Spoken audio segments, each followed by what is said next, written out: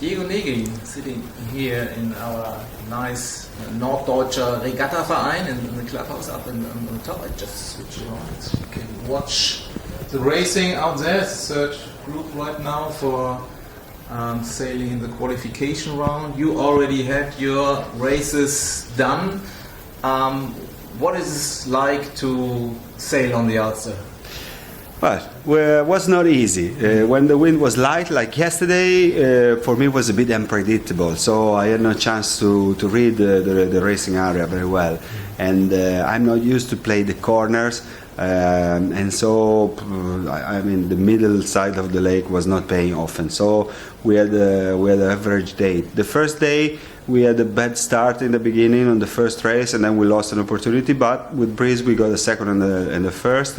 And today, with the breeze from the other side, I could read the situation, and we won a nice race. Of course, when you win, it's always easy. But I must say that I could see. And about the lake, I think it's just amazing, because yesterday we were invited in the other club, I don't know the name, and we just had Hamburg Club, and we had at sunset there was the Wednesday race, so the lake was full of boats, any kind of boats, everybody enjoyed this place. We had the opportunity to enjoy the racing area these days, and was simply perfect for our system and format, what we are looking for. But I tell you what, it's not all the time here up here in Hamburg. It's not always like in Italy with sun. But of course, you got a nice spot. We have been lucky. We have been lucky for that. Of course, today high pressure, sun shining, and enjoying. And Hamburg, I was always just driving through, going to Kiel in my Olympic career, and I never had a chance to stop here. And I must say that it's really a very, very nice town and nice people all over. So I'm really happy to be here. And sailing in these kind of conditions, I mean, I was already talking to Mateusz, and I mean, people usually say, well, it's just luck and it's small lake sailing. But he said, as you were doing right now, you were able to read the shifts. Does luck play a role? Of course, you have to be lucky, because you have to catch the right signals that you receive, because sometimes maybe you don't catch the right signals. The reading on the area, any situation, open sea, lakes or whatever, you have to be lucky for that first of all. And then, I mean, for me yesterday was difficult to predict, because the bob mark was very close to the shore and I had no signals, so you have to choose right or left. It's like to play in the roulette. I mean, for me, that's why maybe you can talk about luck. But we have seen that the leader and top of the ranking guys are in the top and on the fleet. There are some points of difference from the leader to the 6, 7 overall. So this kind of stuff came to everybody, and hopefully there was a discard. We finished our program, and so I mean, I think was fair racing. And anyway, also my old friend Klaus Ahmed, that is race committee officer, we were training a lot together with Laser, spending a lot of time together. He explained me that his goal was to have a similar condition for all the fleets, and I think he perfectly made it. Today there was no rush, so he was waiting for the wind direction to have nice races in same condition for everybody. Then if somebody feels good in that condition, is another story. But I must say that they really made the job. There was not a fleet sailing in light breeze and the other one in steady wind. So I say that at least this is just the first round, and then the game starts tomorrow. We were just supposed to get in the top 30, don't lose too much distance from the leader, and then the game in reality, not even tomorrow, but after tomorrow, will be very funny. So what is your background in sailing? Are you used to sailing in these small spots, or did you sail on open sea? Well, I live in Liguria, northwest of Italy, Mediterranean Sea, so I'm very used to sea breeze. So thermal wind every day, with breeze coming and increasing during the afternoon and turning right. So that's the situation and condition that I prefer. But I'm sailing since I was very young, and I've been involved in 4 Olympic campaigns. So we got used to sail everywhere. Lakes, bay, and ocean, current, and everything. This is, of course, probably the smallest racing area I use. But as I told you, the format and then the thing that we are looking for, to have some spectators around us, to have some interest, So we have to get used to this because the most important for us is the show, the fun. Then of course you cannot always win, especially in this kind of condition. But it's big fun, and I hope that all the people that was watching the live on internet enjoyed the regatta. I talked to many people who were sitting in their office and just watching the video, what's going on there, next switch it and switch it back.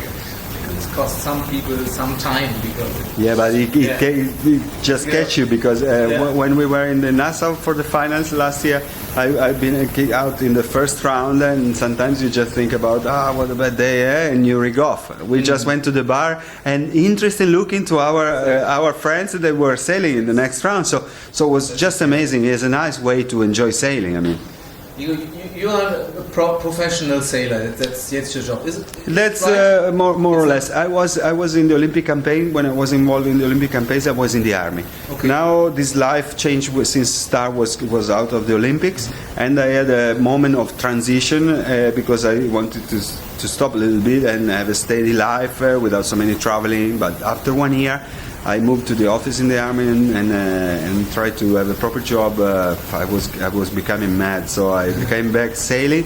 I had a very good opportunities to sail maxi yachts, to sail the Dragons, and so I am becoming still. I still have to become a professional sailor because this what we are doing today is just my what I enjoy to do in life. So I sail star for myself since a while, and I sail for myself. Then of course I have 2 daughters, a family, so I also have to think about that. This moment can be an opportunity to be professional sailor.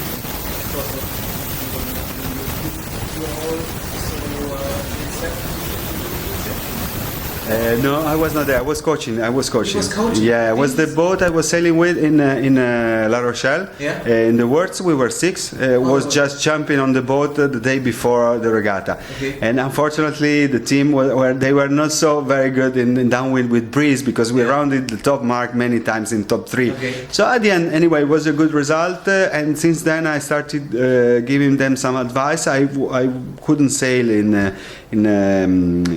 Monaco. Yeah. But the skipper is very good in light breeze, and so with a good trimming, some good advices, they had a successful regatta. So you make some money in coaching more than that's the thing in coaching. And last year there was an opportunity with the Maxi 72 season, so I had a contract for the whole season with the Momo from Dieter Schön. We had a successful. so it was Marcus Wiese. Marcus Wiese was statistician. It was him. He called me like a strategist. He likes my way of looking at the racing area, give some information. So I had to learn to go on top of the mast, 32 meters, and I'm not young anymore to do this kind of stuff. But it's really interesting. Since I started getting confident with these things, I just wanted to go up because you cannot imagine the view. And whenever you think there could be a pressure, a gust or something, you just go 10 meter high and you see perfectly.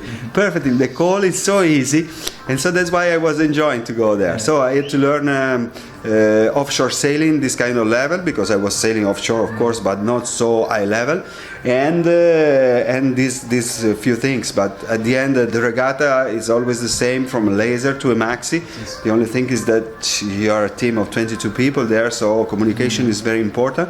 Everybody has his role and has to do it properly. So it was a big opportunity for me, and was one of the things that moved me to say that I can become a professional sailor. So it seems to us, or here in Germany, that the sailing in Italy is sometimes very professional, that there is a kind of a mark. You have classes like, of course, the Melges 24, Melges 32, and also the J70s, that there might be a market for more small boat, one design racing. Yeah. Is that the way, or? Yeah, at least we have many sailors, because of course the coastline of Italy is very long. Yeah. So I don't know if we have 2,000, 3,000 miles of coastline, kilometer of coastline. So there are a lot of clubs, a lot of spots, and people are enjoying sailing. The biggest difference and problem compared to other sports is that there is not a real champion. Everybody wants to win very early, even if they don't have any idea about sailing. So you find people who need to work with that, and maybe is not at the level is trying try to achieve. But I agree with you that we have many classes. Majors Europe is settled in Italy, and so they push hard with the Majors 20, Majors 24, and 32. 32 is going down a little bit, but they will come back with the Majors 40 probably. So anyway, the system is there, and there's a big success this moment because everybody was looking for one design boat. So J70 is really growing a lot, and they enjoy it since a young age, like 15, 18 years old to 60 years old. Some team they have some professional guys coaching or coaches and spare boats, and the season in US, of course. Some other they just enjoy with friends. So I think the spirit is good. Some high level sailing is important. So if there are some team very high level, in my opinion, it's important to have them because they can show to the others, and it's much more easy for everybody to learn about trimming, about racing, and so I'm not against this. But I think there's a system. Is starboard sailing for you important? I mean, you do it by yourself, as you said. You have no owner who's paying for that. I think, but is it important to be good there and to I call it name dropping? I mean, if you're in the media, if you're winning something and you try. It is. But really that far, sometimes you not made the world championship. Yeah.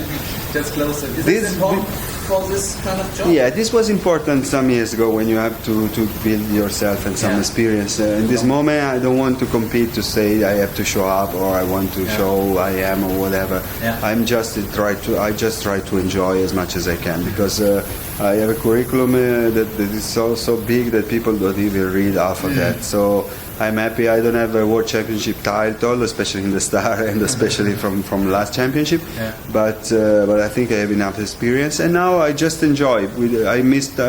I take time to my family, to my daughters to sail, but they know, my family knows that I need that, like a sportman. I was not able to quit. I tried. I tell you, I tried. But I was feeling sick of not training, sick of not meeting friends or competing. So you went in a big hole after the Olympics, or after? No, when Star was out at the Olympic, we knew that we had time to be ready for that. But then you're stepping in nothing, in the dark. I was expecting from my federation, from my army group, to be called as a coach because I received so much from all of them as experience. My coach has been Valentin Mankin for almost 20 years. Yeah. So I received so many things and so many information from him and nobody asked me anything about that. So at the end I was surprised about that, but then I found other people who was enjoy and asked me about that. So that's why sometimes I have some clinics, coaching, or I can be involved in big boats because I know the system. I receive many information and a lot of experience, and that's useful. So the starboard sailing, what role does it play for you? Is it, of course, I mean, if you're good here, it's good money. I mean, that's a new stuff. This is a new story, and it's something that is pushing us to this. But also, you should sail with the Star. It's such a nice feeling when you are out with your crew and sailing this boat. Since I jumped on.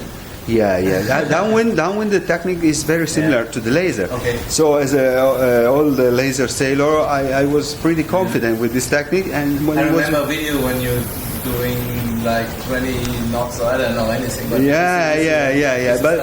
it's good. And so everything is focused on competition anyway, to be fast, to trim and be together with your boat and with your crew as better as you can. And Star is still a class with very, very high level competition. Torbjörn Greil is there.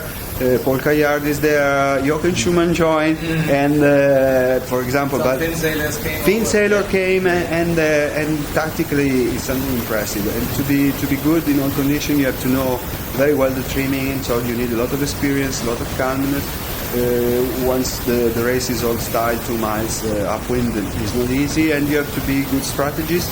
When the course is very short, like here, 300-400 meters, you have to be fast and good in changing the trimming and smart in all conditions. So, I mean, I'm having really fun to sail the Star, and rudder is in my hand. I'm management there. I can decide everything on my life. I drive the car from home to the regatta like when I was 20 years old.